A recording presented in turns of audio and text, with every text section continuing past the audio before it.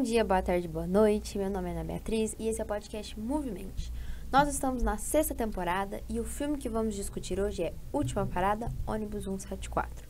Para apresentar comigo, a gente tem o Pedro, que já está aqui, já batendo carteirinha.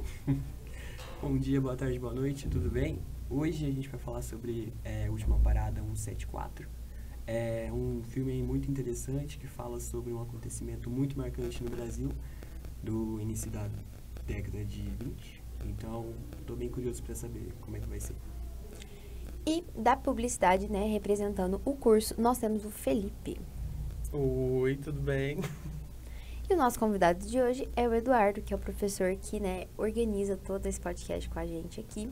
Então, dá um oi aí. Salve, Movimente. Muito bom estar aqui.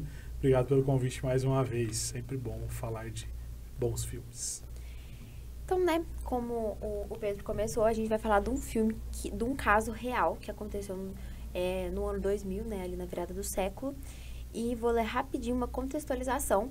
A gente sempre indica, né, assiste o filme e depois vem aqui assistir, porque a gente dá muito spoiler, mas é um caso real. Então, se você nasceu antes disso, você talvez já saiba o que aconteceu.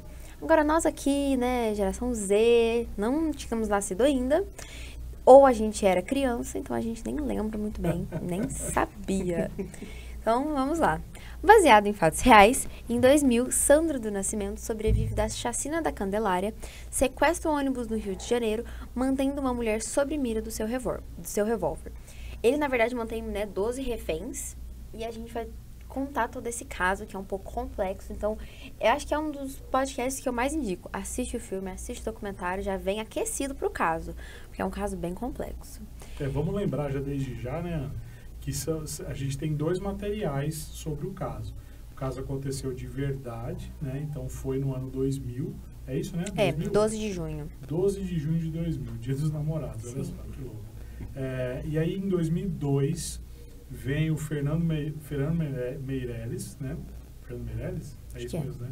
Se eu não estou enganado, porque eu confundo todos esses diretores aí.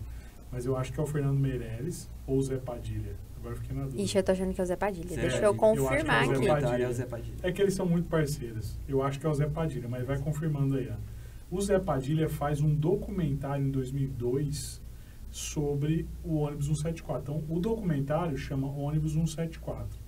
Aí, em 2009, alguns anos depois, a gente tem o Última Parada 174.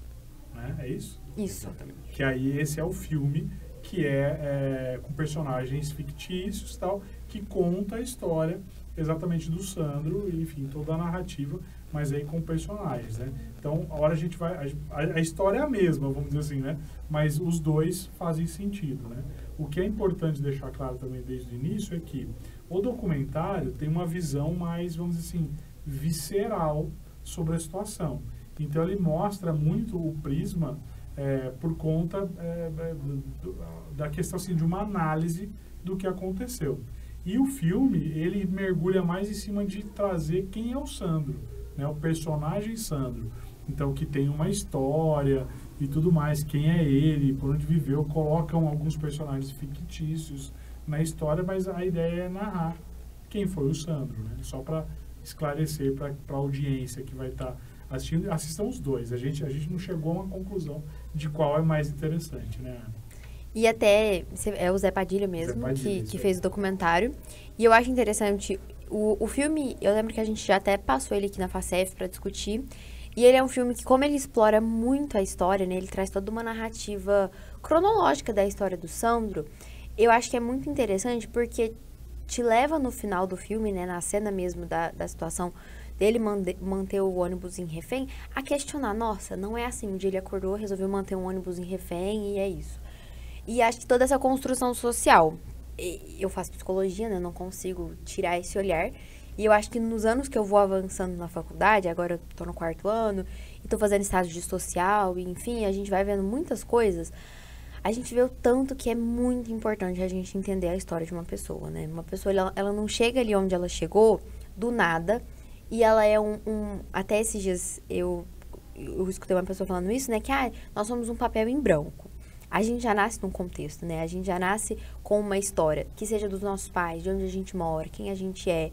Então, se você nasce igual o Sandro, que nasceu na favela do Rato Molhado, no Rio de Janeiro, ele já nasce com uma história ali, né?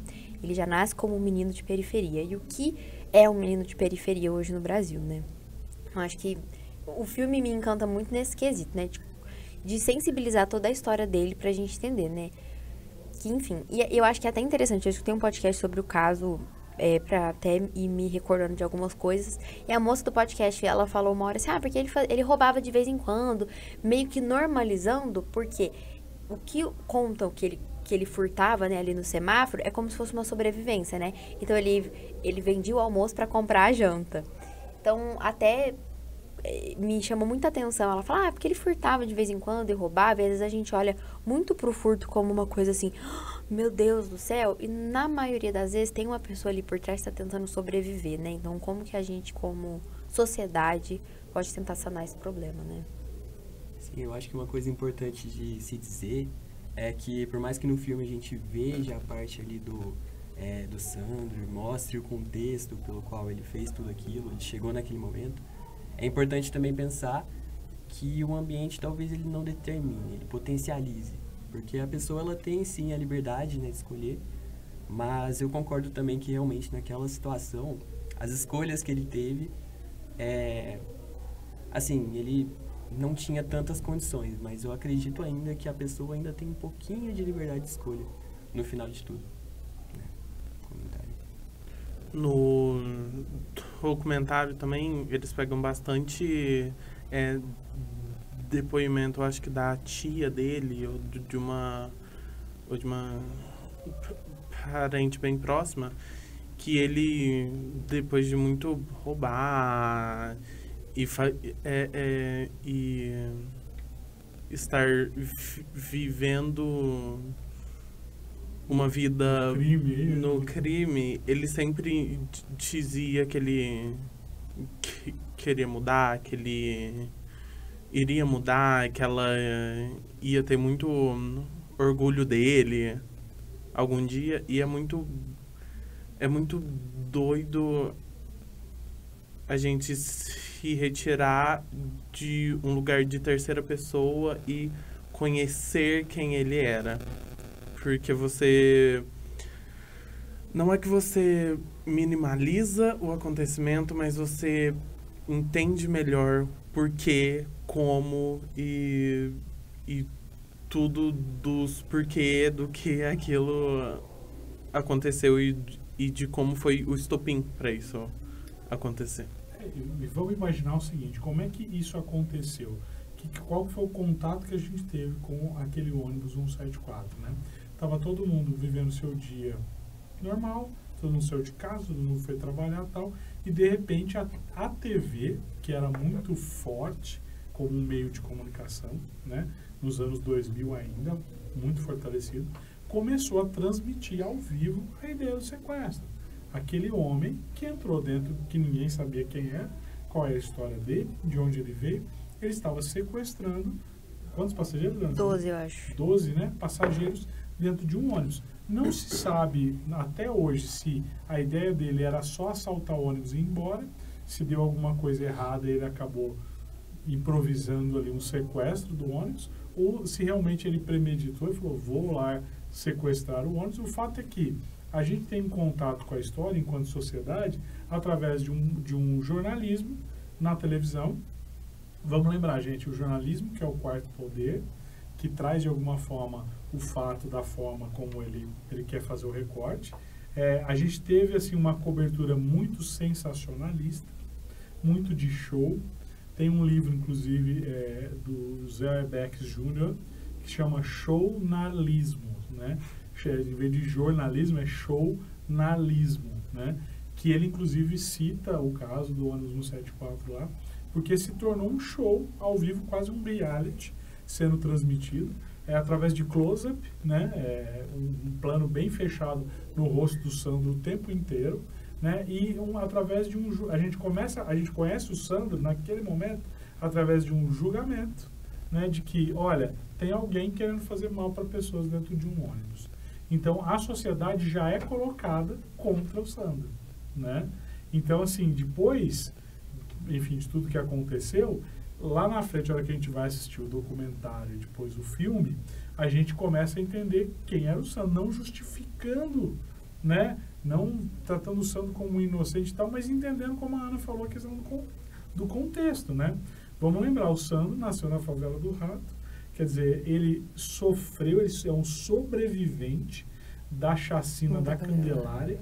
Para quem não conhece a história, vai procurar aí, que é muito legal dar um Google sobre... Muito legal. É interessante entender o que foi a chacina da Candelária, onde várias crianças moradoras de rua foram assassinadas, e ele foi um dos sobreviventes dessa chacina, né? Onde policiais militares foram lá e assassinaram. Policiais militares foram lá e assassinaram crianças e adolescentes na chacina da Candelária. E Sandro é um dos sobreviventes. E ele segue a vida dele, né? Como a Ana falou em várias questões aí, até aquele momento do ônibus. Mas até então, qual que é o nosso contato com o Sandro? O Sandro era alguém, era um criminoso que foi lá e colocado pela imprensa, sim. E colocado para a imprensa, quando a imprensa coloca o Sandro dessa forma, como um criminoso que estava querendo matar 12 pessoas, qual é o pensamento da sociedade em frente à televisão? Que ele é um louco. Mata esse cara, tira esse cara de circulação, né? Defende as pessoas. O que a polícia pensa sobre isso?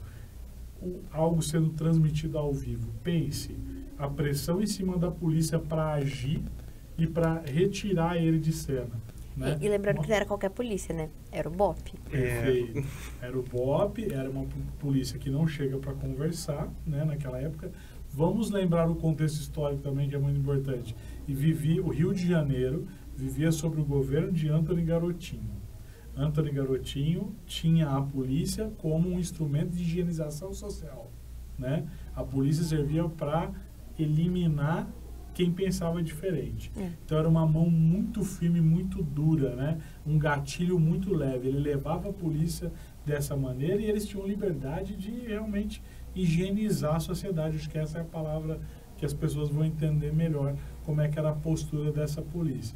E aí a gente tem todo o desfecho, né, de como é que vai seguindo esse sequestro. Mas pensem nesse julgamento da sociedade, sem conhecer a história de Sandro, e no julgamento todo, no decorrer, né, foram 4 horas, quer dizer, 4 horas onde as pessoas estavam apedrejando o Sandro, e 4 horas da polícia sentindo a pressão que tinha que resolver o problema, porque estava sendo transmitido ao vivo e não podia passar vergonha e tudo mais. Então vejam a situação que o filme coloca a gente nesse patamar aí, né? Sim, e eu acho uma coisa interessante é que, mais pro final do filme, é claro que isso é uma construção ao longo de todo o filme, mas no final do filme, o Sandro, ele vai entrar em conflito com grande parte das pessoas que ele conhece. Com a acompanhante dele, ele entra em conflito, com a mãe, né, a suposta mãe dele, ele também entra em conflito, né, acaba ignorando ela, e com a própria moça que tentou ajudar ele a ensinar, a aprender, né, a escrever para poder falar sobre as músicas dele e tudo mais. Então a gente tem um peso muito forte ali que leva, né, que pode ser uma motivação, uma hipótese de uma motivação para que ele tenha realizado aquilo, né. E o filme coloca como algo que não aconteceu por intenção, né. Eu acredito que o filme coloca isso, aquele acontecimento. E até, assim, no documentário, eu não tenho certeza, mas existe toda uma discussão, né, do caso. Porque da maneira como o BOP lidou com a situação, né, uma das coisas que eles fizeram foi que eles não cercaram ali onde estava, né, ficou uma via livre. Então, um tanto de gente que não estava só assistindo na TV, mas assistindo ao vivo, que estava ali em volta. E se a gente for parar para pensar, isso não é só prejudicial para a ação da polícia, ou para, por exemplo, virar uma plateia ali para a situação, mas é perigoso para as pessoas, né? O Sandro estava armado, ele estava nitidamente armado, ele estava falando que ele estava armado. Então, tem toda essa questão também de como que essa polícia agiu em relação aos civis ali, né? Que eram as pessoas que estavam de plateia da situação. E aí, só pegando um trecho de um texto que eu estava lendo, né? Que fala sobre essas questões de até onde a gente pode ser livre numa sociedade, né? Porque se discute muito essa questão de liberdade, e aí o texto traz que a gente se reconhece em situações em que somos mais determinados e outras em que somos menos determinados, ou seja, que a gente é livre. Então, até que ponto na sociedade hoje brasileira, quem são os determinados, né? Quem é aqueles que têm mais determinações sociais que levam a certos lugares. E aí, por exemplo, a população em situação de rua no Brasil é uma população que muitas vezes ela não vai pra rua, e na maioria das vezes ela não vai pra rua por causa da droga. Ela vai pra rua e aí ela entra no mundo da droga. Porque aí é como se ali dentro da rua é um outro estado. E aí a droga é protetiva, ela é inclusiva, porque aí eu tenho os meus amigos da boca do fumo que me protegem de alguma outra coisa. Outras regras, outros valores, exatamente, outras necessidades, né? Então, e aí o Sandro, quando a mãe dele morre, ele vira um menino de rua. E aí ele começa a usar a droga, né? Então, tanto que assim, ele tentou não usar, mas você tem ali 7 anos e tá morando na rua, às vezes não é nem porque você quer, mas é assim, é o que rola aqui, então eu vou fazer. Igual uma criança vai na escola e gosta do Homem-Aranha porque outras crianças gostam do Homem-Aranha, uma criança que vai pra rua, ela vai gostar do que as outras crianças gostam na rua. E aí é muito interessante porque eu vi nesse documentário que eu escutei que discute mais o caso criminalmente falando, que alguns amigos de rua ali, né, do Sandro, se questionam se ele não estava drogado no momento do crime. Sim. Porque comentam que ele era um menino muito introvertido, muito quieto, muito na dele, e que se ele não poderia estar há dias corridos ali, né, abusando de droga, e aí quando ele entra no ônibus, e por uma série de fatores ele tem esse impulso de sequestrar, porque todas as atitudes dele são meio aleatórias, assim, né? Ele libera uma galera, aí ele pega uma outra, ele manda o povo fingir, porque ele começa a ver também, né, que a plateia tá gostando do que ele tá fazendo.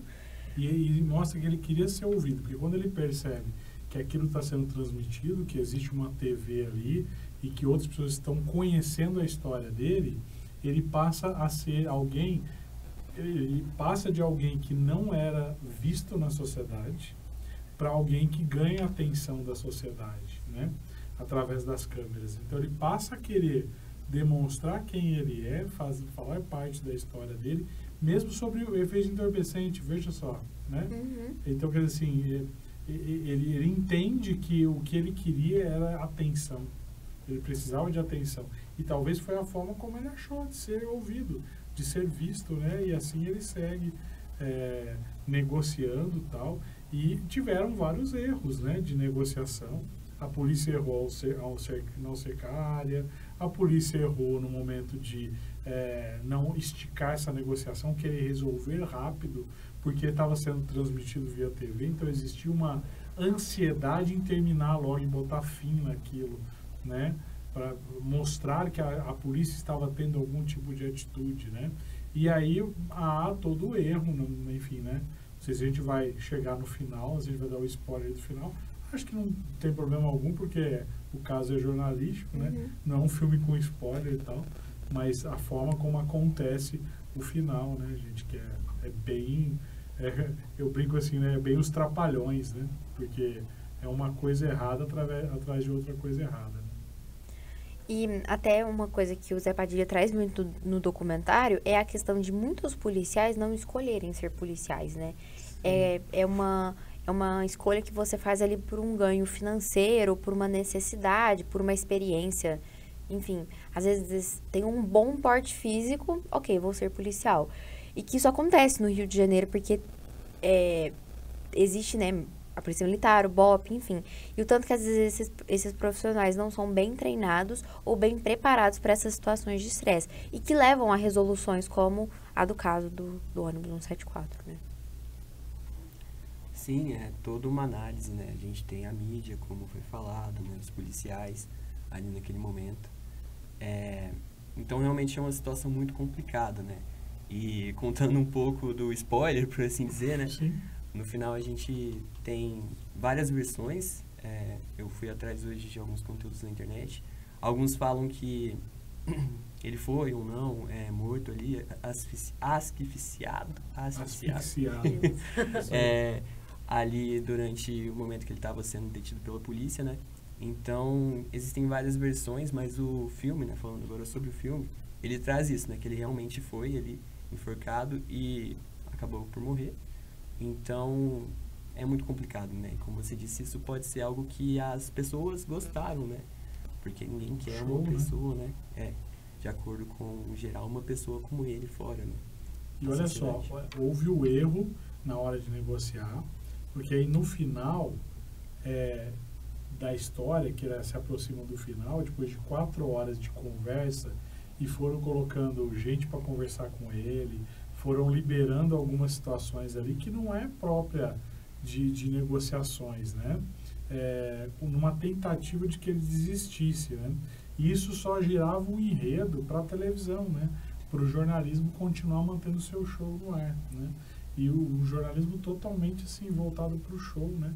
Sem uma ideia, uma responsabilidade maior, né? Então errou o jornalismo, e aí erra a polícia no momento que ela bota na negociação um atirador de elite bem posicionado, que foi lá para dar um tiro no Sandro. E o que acontece? Eles erram o tiro, né? O tiro acerta o vidro do ônibus, e é o momento que o Sandro se desespera e atira em um dos reféns, tirando a vida, matando uma das reféns lá de dentro. E aí a polícia, sim, age da forma de imobilizar e retirar do ônibus. E aí o fato Sandro sai vivo do ônibus. Sandro é detido, é dominado pela polícia vivo. E a questão ele entrou naquele camburão, naquele carro da polícia vivo, né? E ele chega na delegacia morto, asfixiado pelos policiais. Não tem outra explicação, né? Isso está colocado no filme, está colocado no documentário, né? Que foi exatamente assim, ele foi morto, ele foi executado, né, pela polícia do Rio de Janeiro. É até interessante falar sobre isso, porque um dos trabalhos que eu estou tendo contato atualmente na psicologia é sobre discutir essa questão de quem são as vítimas, né, de uma situação. E no crime, às vezes, a gente se depara com situações, por exemplo, violência doméstica, em que a mulher é a vítima. Só que, na maioria das vezes, o contexto em que aquela violência acontece é um contexto geracional. Às vezes, o homem que bateu nessa mulher, ele viu o pai dele batendo, ele viu o vô dele batendo e vai indo. E aí, se a gente for executar todo homem que bate mulher, a gente vai viver a vida meio que apagando incêndio, né? E aí, a gente não olha para o problema de se cuidar. E hoje, né, é até um dos assuntos que está sendo amplamente discutido na internet por conta da série Adolescência, em que se discute a masculinidade hoje no mundo.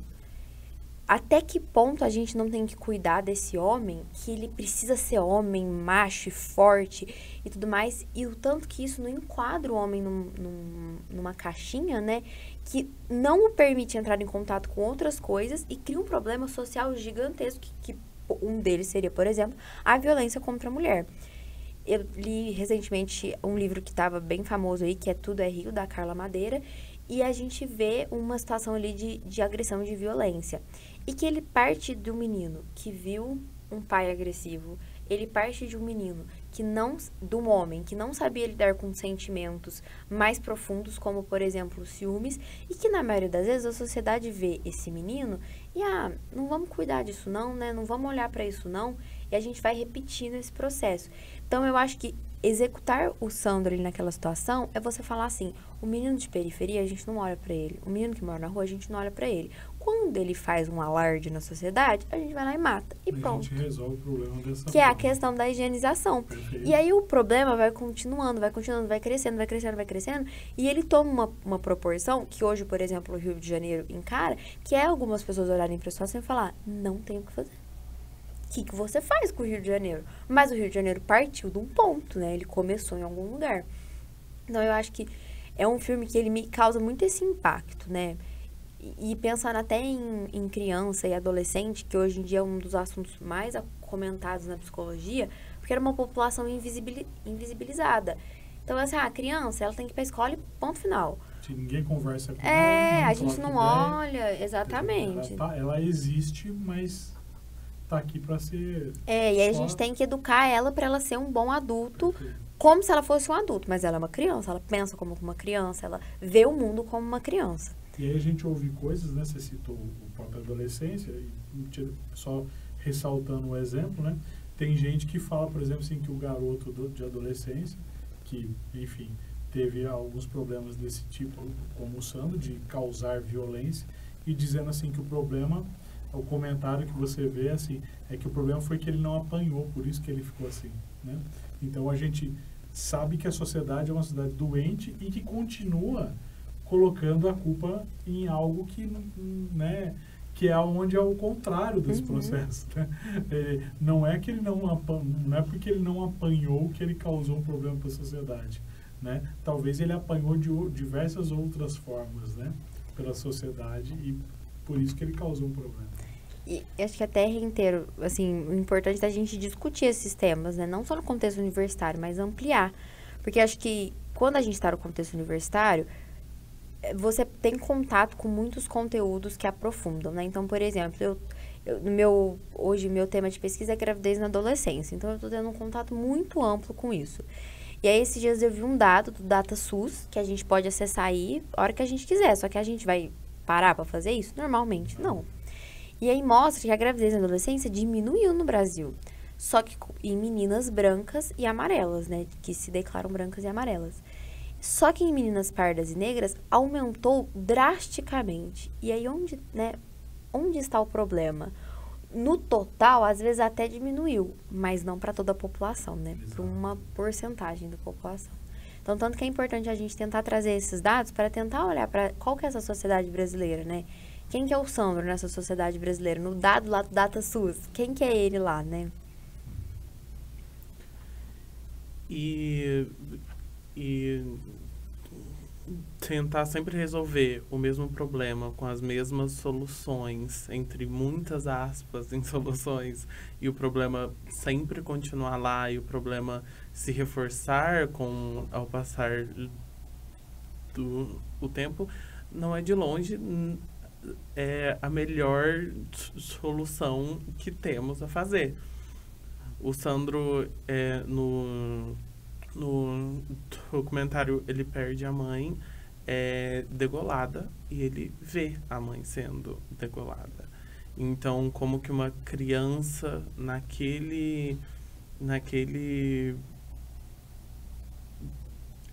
projeto de vida que ela segue com aquilo, dela ter, eu acho que o maior trauma que qualquer pessoa poderia ter sofrido numa idade muito jovem, acabar indo pra rua. Então, até que ponto é culpa dele tudo isso? Até que ponto ele ser colocado nessas situações é culpa dele? É claro que moldar o caráter depois de todos esses tempos, depois de a prioridade dele não ser ir à escola e sim sobreviver na rua,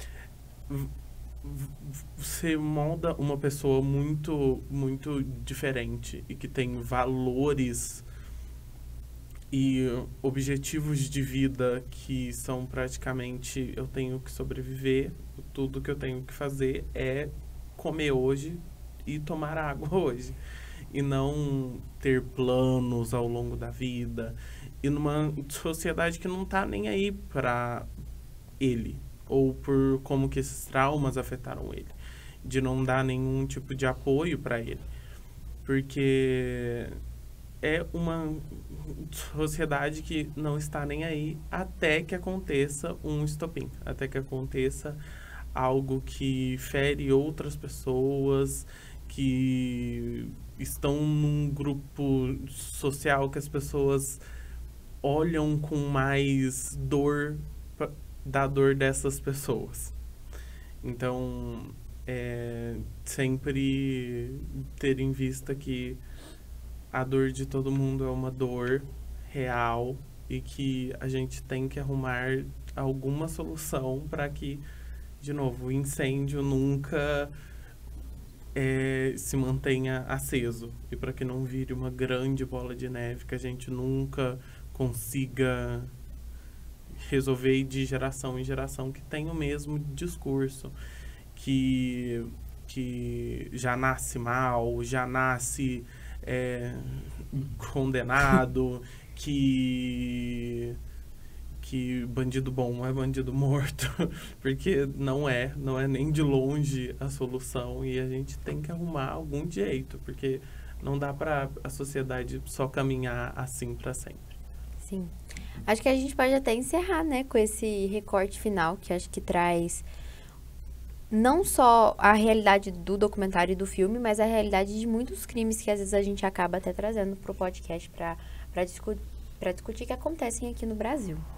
Acho que é um filme muito denso pra gente, né, em meia hora digerir tudo. Sim. Eu convido, então, a assistirem o filme, assistirem o documentário, lerem um pouco também, né, sobre esse caso, que você vai digerindo outras questões, outras situações que giram todos em torno do ônibus 174. Mas, por fim, uma curiosidade, essa linha no Rio de Janeiro ela ainda existe, só que ela mudou de nome inúmeras vezes, né? Porque fica na memória da população. Vou pegar um ônibus 174. Né? Eu tenho certeza que se continuasse esse nome, seria um ônibus que ninguém iria querer entrar por muitos anos. É um crime que já faz 25 anos, né? Uma situação que já faz 25 anos e que ainda toca a gente de alguma forma. Agradeço todo mundo que chegou até aqui no episódio, agradeço o Pedro por apresentar comigo, o Edu por participar novamente e o Felipe também. Segue o Movimento nas redes sociais, @movimento.unifacef, e até o próximo episódio.